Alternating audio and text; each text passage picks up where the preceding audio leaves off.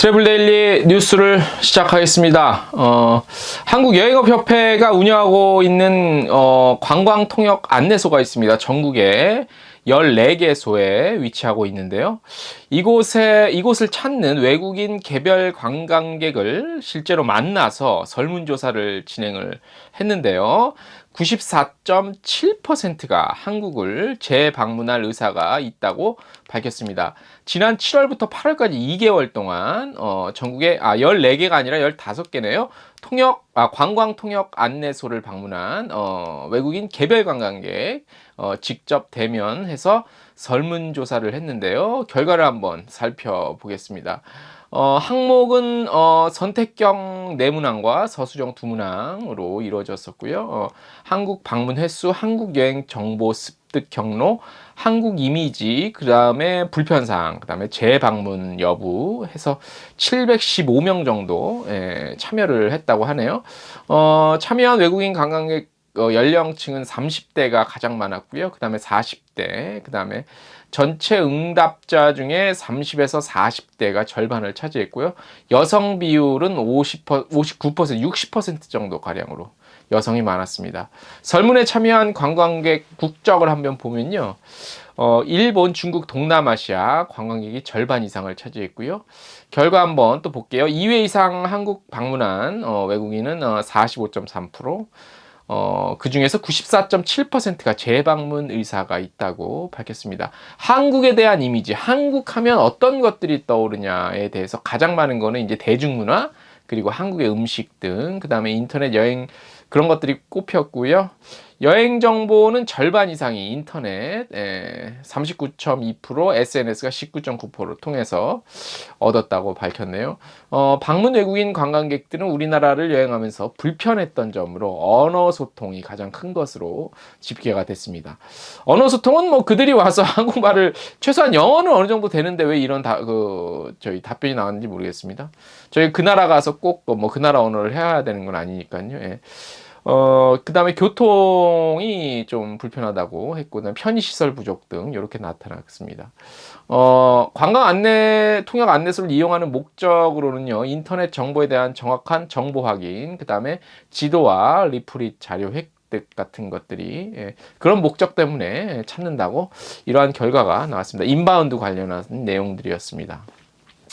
다음 소식입니다. 인천국제공항공사가 항공 네트워크, 그러니까 인천공항을 이용하는 항공 네트워크를 확대하기 위해서 올해 처음으로 도입했죠. 인천공항 신규 취항 인큐베이터 프로그램입니다.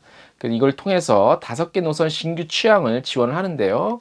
5개 신규 노선은 호주 멜버른, 포르투갈 리스본, 인도네시아의 바탐, 베트남의 달랏, 태국의 끄라비인데요. 신규 취항 인큐베이터 제도는 항공사의 정규 취항 전 단계인 임시편 운항 시점부터 정기편 전환 시까지 마케팅 비용을 지원하고요. 항공사의 인센티브 제공하고요. 신규 항공사의 인천공항 취항을 지원하는 신개념의 마케팅 정책이라고 인천공항 측은 밝히고 있습니다. 내용은 어떻게 되냐면요. 신규 취항 인큐베이터 제도 지원 대상은 직전 2년간 정기편 운항 실적이 없는 임시편 노선이어야 합니다. 그래서 인천공항공사는 지난 9월에 공모와 평가를 거쳐서 3개 항공사 5개 노선을 지원 대상으로 선정을 했는데요. 지원 대상으로 선정된 5개 노선의 정기편 취항을 지원하기 위해 앞으로 최대 3년간 최대 5만 달러의 마케팅 비용을 지원한다는 방침입니다. 그리고 해당 노선이 정기편으로 전환할 경우 2만 달러를 인센티브로 추가 제공을 해서 네트워크를 강화한다는 계획입니다. 요 시점에서 한번 살펴볼 것들이 있습니다. 자격 자체가 정기편 취향이 안 돼야 됩니다. 예.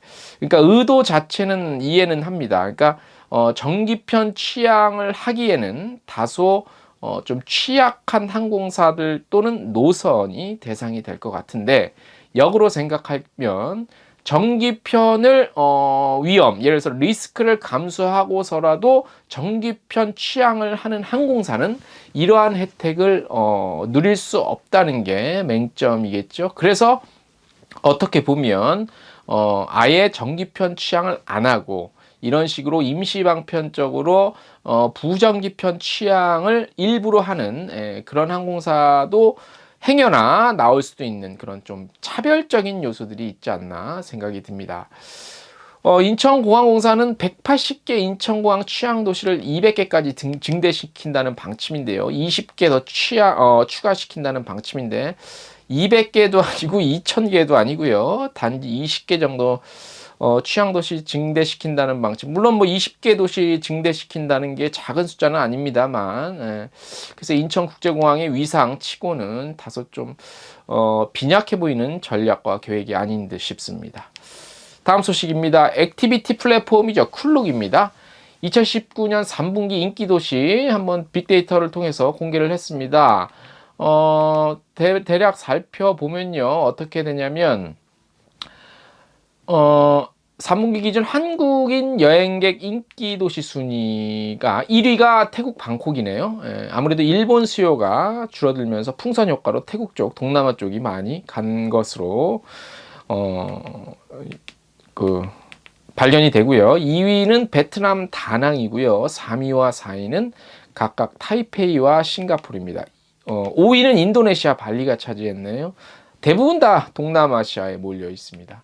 2018년 3분기 기준 1위가 홍콩이었습니다. 2위는 오사카였습니다. 싹 다 바뀌었네요. 여러 가지 대외 변수 때문에 동남아 도시들의 액티비티 순위 또한 같이 올라간 것으로 분석이 되는 부분입니다. 자, 다음 소식입니다. 신중년 그리고 경력 단절 여성을 대상으로 한 교육이 진행이 됩니다. 한국관광공사가 신중년과 경력 단절 여성 대상으로 현장 맞춤형 교육을 10월과 11월 중에 진행을 한다고 하네요. 수도권과 강원 지역 대상으로 진행되는 이번 교육은 지난 6월과 8월에 이어서 실시되는 3차, 4차 교육이라고 하네요. 기존 호텔 리조트 직무 교육에서 공정여행 그리고 관광시설 분야에 대한 신직무 교육으로까지 확대 실시된다고 합니다. 교육과정은 사회적 경제 이해, 여행상품 기획 및 지역 관광 마케터 실무 등 고객 서비스 수행에 필요한 이론 교육 그리고 현장 실습 및 견학으로 구성이 되고요. 특히 관광 분야에서 꾸준히 성장하고 있는 거죠. 사회적 기업 트래블러스 맵 그리고 가이드 협동조합인 가이드쿱, 그 다음에 사계절 공정여행, 그리고 세상에 없는 여행 등 현직 대표들의 참여로 생생한 현장형 교육이 준비된다는 점이 특징입니다. 교육생 모집은요, 신중년은 나이가 있습니다. 만 50세에서 69세고 경력 단절 여성은 나이 제한은 없습니다.